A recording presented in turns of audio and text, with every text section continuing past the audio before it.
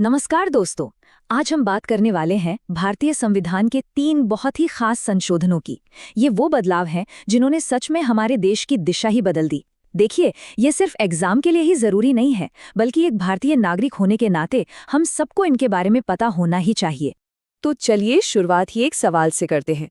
ये सवाल ना कॉम्पिटिटिव एग्जाम्स में खूब पूछा जाता है और हमारी आज की पूरी बातचीत का बेस भी यही है। सवाल है, भारत का मिनी कॉन्स्टिट्यूशन यानी लघु संविधान किस संशोधन को कहते हैं?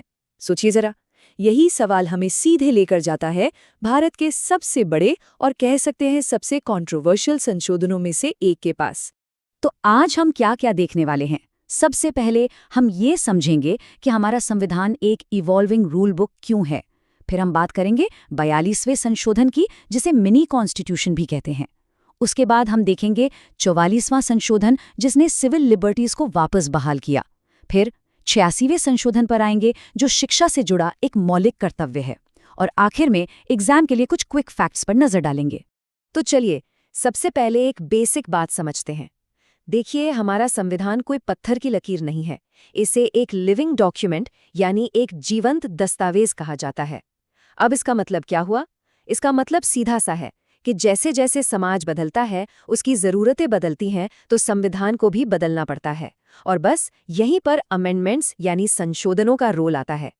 और सच कहूं तो यही फ्लेक्सिबिलिटी, यही लचीलापन हमारे संविधान की सबसे बड़ी ताकत है।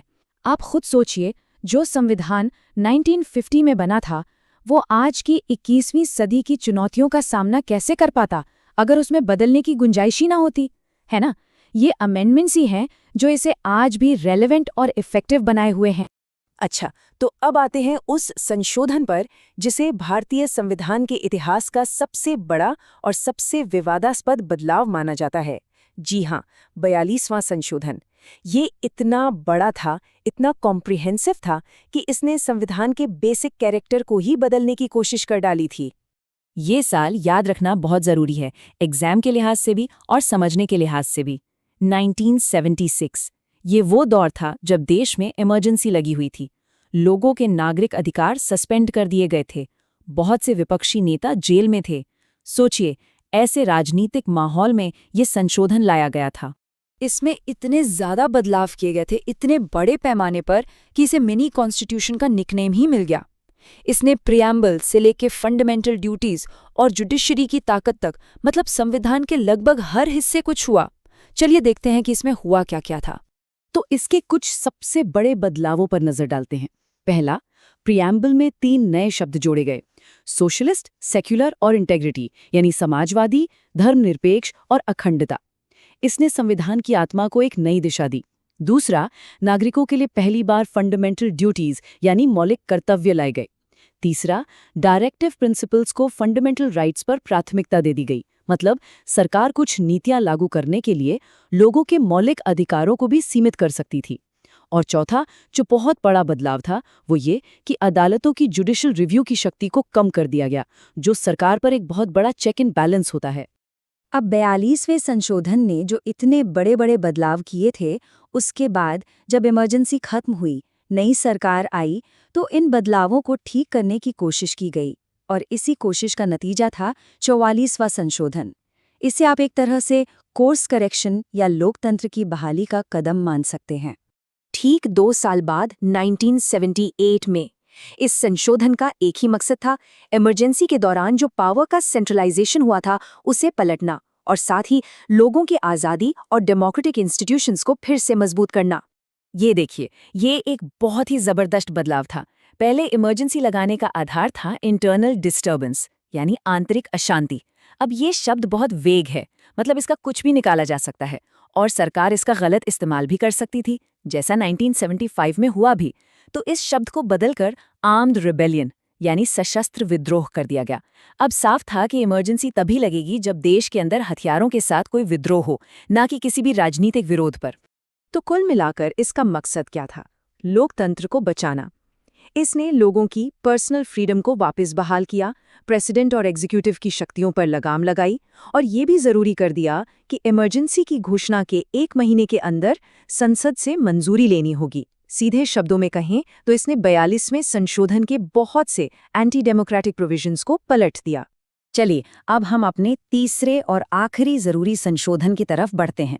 देखिए, ये वाला संशोधन सत्ता के बैलेंस के बारे में नहीं है, ये है सामाजिक जिम्मेदारी और शिक्षा के अधिकार के बारे में। ये है 86वां संशोधन। साल था 2002। ये जो 86वां संशोधन पास हुआ, ये भारत में राइट टू एजुकेशन के लिए एक मील का पत्थर साबित हुआ। इसने शिक्षा को सिर्फ एक पॉलिसी गोल से उठाकर एक संवैधानिक कर्तव्य और अधिकार दोनों का दर्जा दिया। इस संशोधन ने एक बहुत ही जरूरी काम किया। इसने संविधान में 11वीं फंडामेंटल ड्यूटी जोड़ी। इसके तहत अब हर माता पिता या गार्डियन की ये ड्यूटी बन गई कि वो 6 से 14 साल तक के अपने बच्चों को शिक्षा के मौके दें। और इतना ही नहीं, इसी संशोधन ने आर्टिकल 21A भी जोड़ा, जिसने शिक्षा को एक फंडामेंटल राइट यानी मौलिक अधिकार बना दिया। तो चलिए अब इन तीनों संशोधनों को फटाफट से रिवाइज कर लेते हैं। ये एग्जाम से पहले क्विक रिवीजन के लिए बहुत काम आएगा। इस टेबल में इन तीनों की कहानी साफ दिखती है। 42वां संशोधन जो 1976 में हुआ, वो था दी ओवरहॉल या महापरिवर्तन, जिसने बहुत बड़े बड़े बदलाव किए। फिर आया 44वां संशोधन 1978 में, जो था द करेक्शन या सुधार, जिसने नागरिक आज़ादी को वापस लौटाया। और फिर 2002 में 86वां संशोधन जो था द न्यू ड्यूटी या नया कर्तव्य, जिसने शिक्षा को एक मौलिक कर्तव्य बनाया।